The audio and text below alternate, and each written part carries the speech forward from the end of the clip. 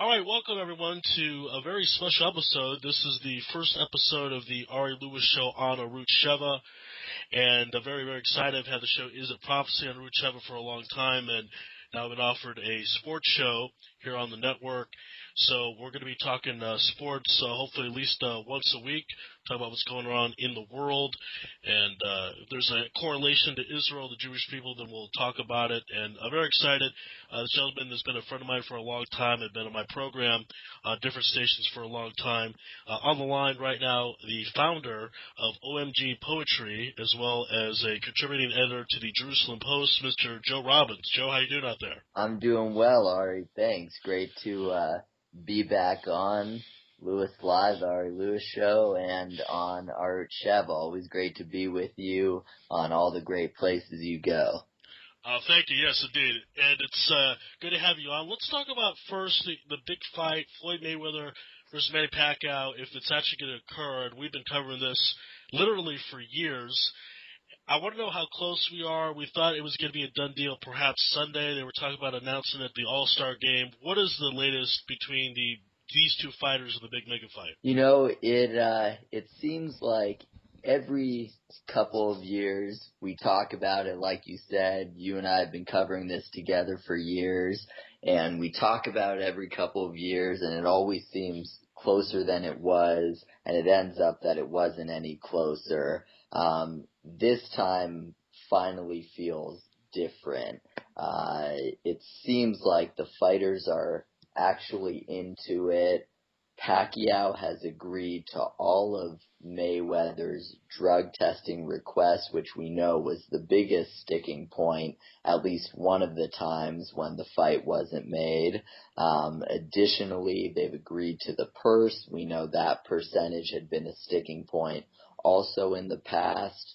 And it looks like from all reports, they really want to make this fight happen. Now, the problem and the thing that's kept it from officially happening so far during this recent round of negotiations was that Bob Arum, legendary promoter, head of Top Rank Boxing, he had come out a couple weeks ago and was speaking about the fight, saying it was done, saying he expected to have a deal done that day. Well, it turned out he was the only one who felt that way. Both Pacquiao, his own fighter, and Mayweather disputed that. They said, we're not there yet, and they both kind of said Mayweather more directly because that's who Mayweather is. But even Pacquiao, who's pretty low-key and keeps to himself in terms of his feelings in the media, they both said if this fight doesn't happen, it's going to be because of Bob Arum. It looks like we've moved past that point, and like you said, it was reported that on Sunday we might have a deal done.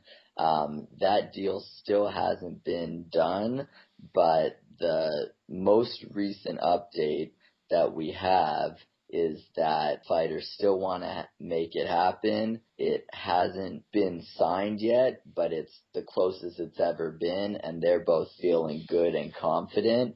And this follows the NBA All-Star Game where Floyd Mayweather was asked about it on the biggest stage in the world this weekend, and he said, we'd like to make it happen. And also a meeting that Mayweather organized about a week and a half ago when he was down in Miami. He invited Pacquiao to his hotel room so they could meet with each other. And he said at that time, a little cryptically for Mayweather, but he did say, you know, we're the ones trying to make it happen. It's the outside forces that are keeping it from happening. So while because of the history, I'm hesitant to let myself be optimistic again, there's no question this is the furthest that we've ever been in terms of the possibility of this mega fight actually happening. Now, I talked about this with Bryn Jonathan Butler last week. The fight they would want, if it's going to happen, the date they've talked about is May 2nd, and this show is being recorded on February 18th. So what I'm curious is, how many days do they have to get this done where both fighters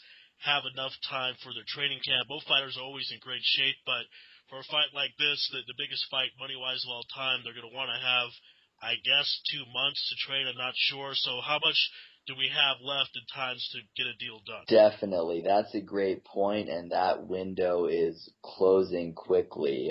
Freddie Roach, Hall of Fame trainer, Pacquiao's longtime trainer, and really the man credited with turning him into the boxing genius and Hall of Fame fighter he is.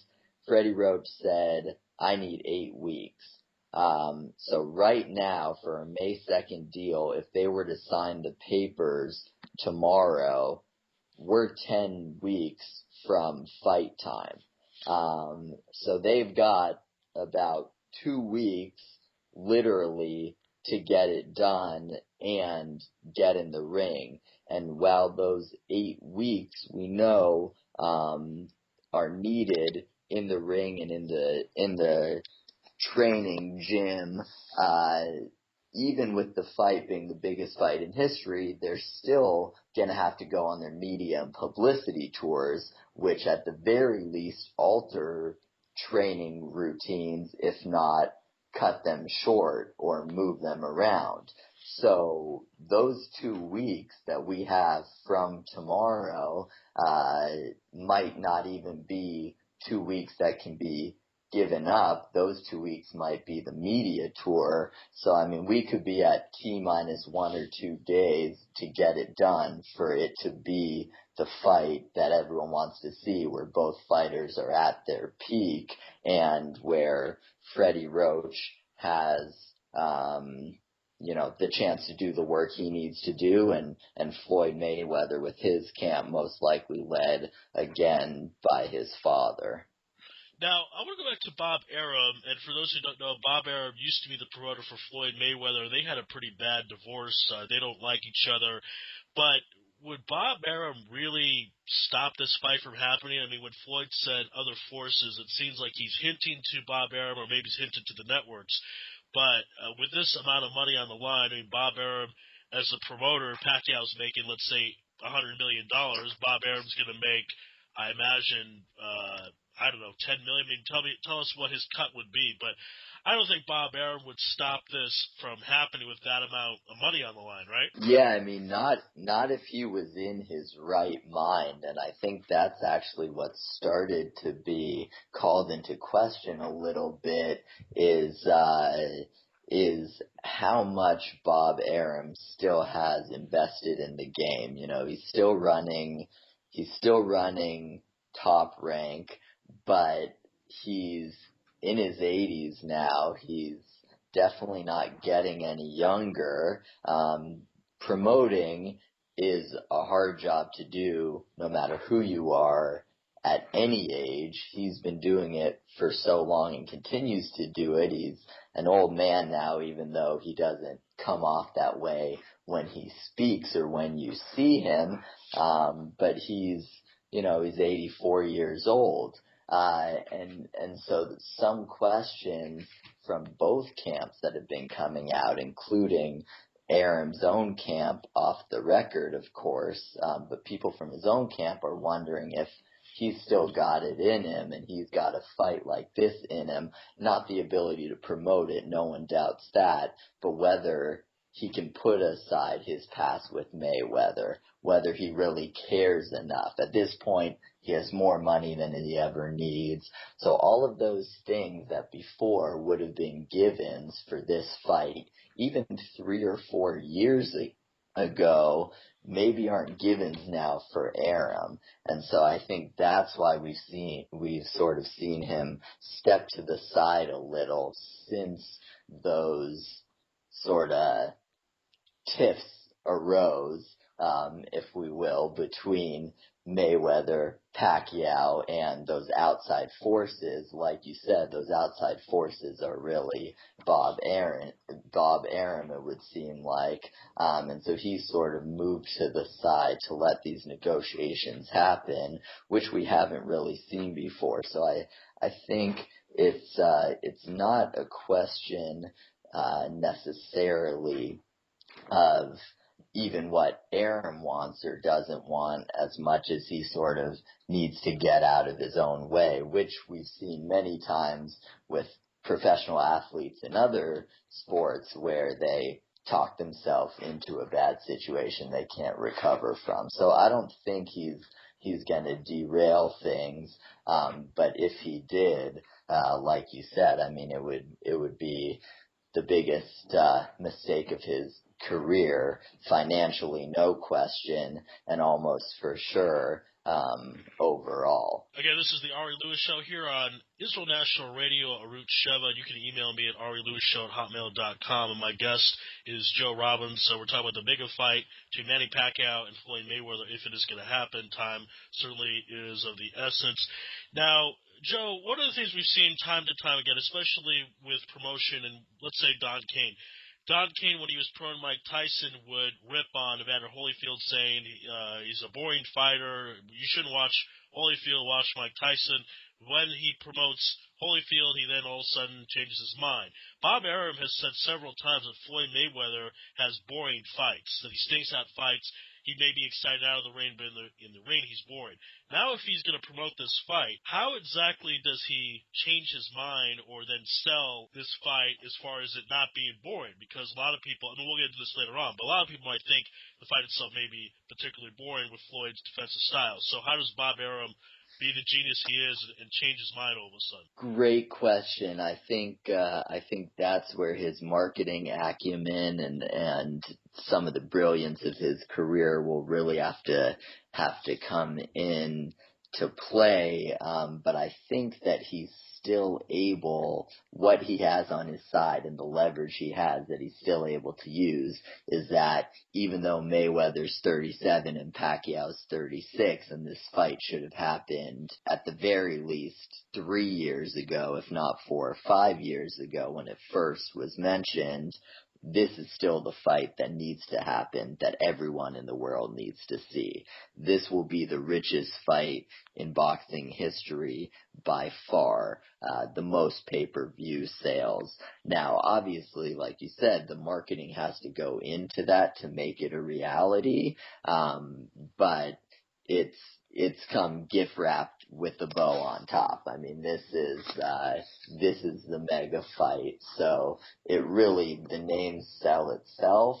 But I think in terms of the fighting styles, one thing that Arum can use is Mayweather has shown that when he's needed to, in his most recent fights, he can throw some power and bring some offense. He still was fantastic defensively, but he kind of went on the offensive after a couple of his long layoffs, and then really in his most recent fight, also, where he was rematching Maidana, and he said, "I'm leaving nothing to chance," and it was a total blowout after the mixed decision in their first fight. So I think one thing that Arum can do is say, hey, Mayweather's the greatest defensive fighter of his generation, close to all time, one of the best that we've ever seen.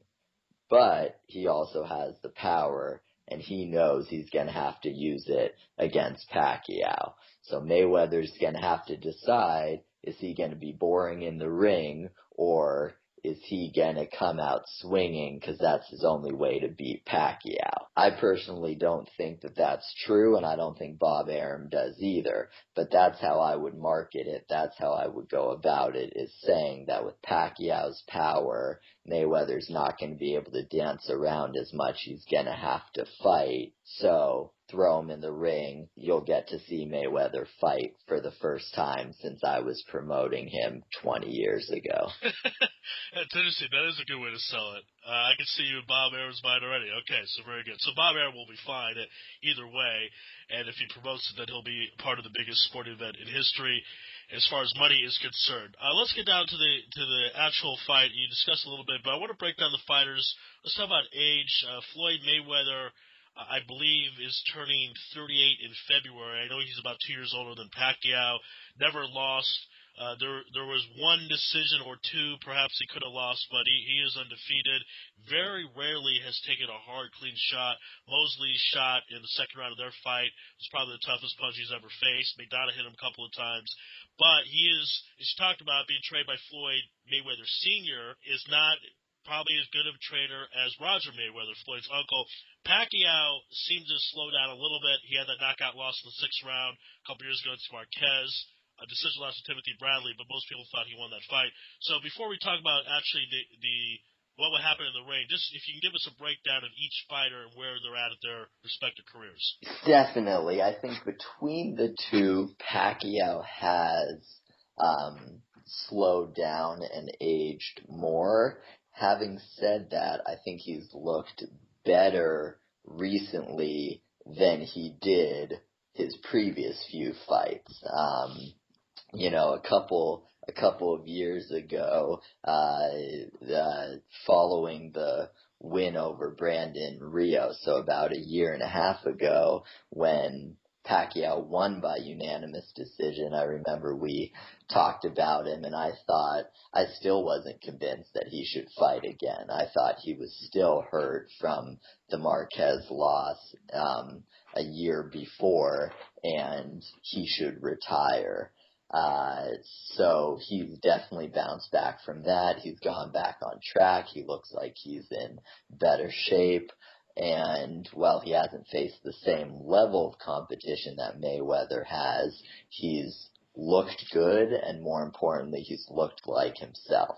So while I think he's slowed down more than Mayweather has, he's also finding his groove, and he's on an upswing heading into this fight. Mayweather also, we saw in the first fight against Maidana, he definitely looked a little bit shaky. It should have been a unanimous decision win. There was a lot of controversy about that. I think that he should have won it outright, but he was tired and he wasn't at his best, and he even admitted it.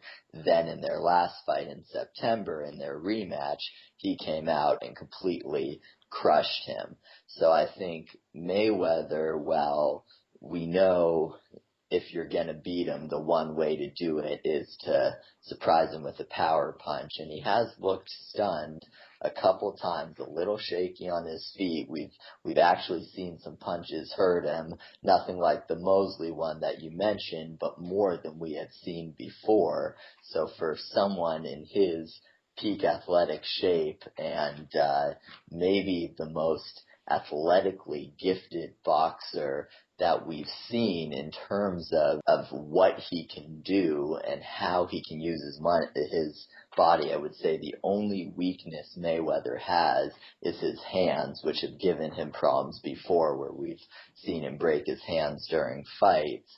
But since power is the only way to beat him, I would say he's still more capable, more adept defensively at 37 than any power puncher at any age in his weight class that we're seeing right now. I would still give the edge to Floyd's defense. So I think his body is holding up better, but it'll be great to see when they're in the ring. Hopefully it happens. That'll be great to see by itself. But it'll be great to see specifically 36 and 37-year-olds. And even though it should have happened when they were 32 and 33, I think it adds an interesting storyline. They both stumbled a little, come back. Mayweather never lost the number one pound-for-pound crown, but he's lost a step, so has Pacquiao. So which style wins? Who comes back? Do trainers become a factor? Like you mentioned, Roger Mayweather, the better trainer than his brother, but Floyd's back with his dad. Freddie Roach, we know, is one of the all-time greats. So all of these storylines that all play into each other specifically because of their ages and what they've been through in the past 3 to 5 fights. Again, you're listening to the Ari Louis Show here on International Radio Arut Sheva. And you can also check the show out on YouTube as well. Go to YouTube and type in Ari Louis Show. You can type in Louis Live, and we'll simulcast it there. Now, Joe, let's talk more about legacy. Because at this point, Pacquiao's not undefeated, and I talked about this with Bryn last week, that Pacquiao kind of has a Rocky thing going with him where fans love him no matter kind of what he does, and he also has this great style where his fights are action-packed. And I think fans look at Pacquiao and they say, hey, we want someone to beat Mayweather because Mayweather is perceived as a villain type. You're the best guy to do it. Go out there and do it, champ, and let's see what happens. Mayweather, on the other hand, the undefeated record, if he were to lose to Pacquiao, especially by a knockout, I think everything about his career then becomes questioned. People will say that he ducked fighters, or when he fought them, it wasn't in their prime, he was overrated, etc.